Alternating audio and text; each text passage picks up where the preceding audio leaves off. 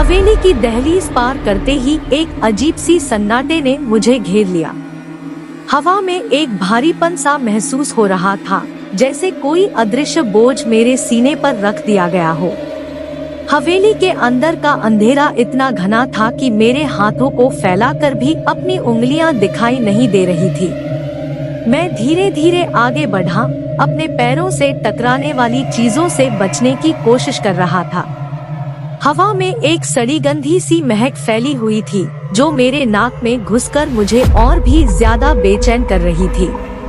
अचानक एक तेज रोशनी ने मेरे सामने चमक उठी। मैं चौंक कर रुक गया और उस रोशनी की तरफ देखा।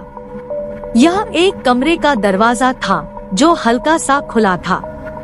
मैं झिझकते हुए कमरे के अंदर दाखिल हुआ। कमरे में एक अजीब सी खामोशी थी, जैसे यहाँ कोई रहता ही न हो। कमरे के चारों तरफ धूल जमी हुई थी और फर्नीचर पर सफेद चादरें बिछी हुई थी। मैं कमरे के बीच में खड़ा हो गया और अपने आसपास देखा। अचानक एक ठंडी हवा का झोंका मेरे शरीर पर से गुजरा और मेरे रोंगटे खड़े हो गए। मुझे लगा जैसे कोई मुझे देख रहा है। मैंने घबराकर पीछे मुड़कर देखा, लेकिन कमरे में कोई नहीं था।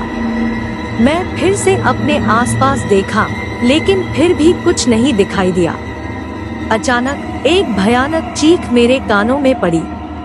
यह एक महिला की चीख थी, जो इतनी तेज और भयानक थी कि मेरे दिल की धड़कन रुक गई। मैं घबराकर उस चीख की तरफ दौड़ा। चीख एक अंधेरे कमरे से आ रही थी, जिसका दरवाजा बंद था। मैं दरवाजे के पास पहुंचा और उसे जोर से धक्का दे दिया।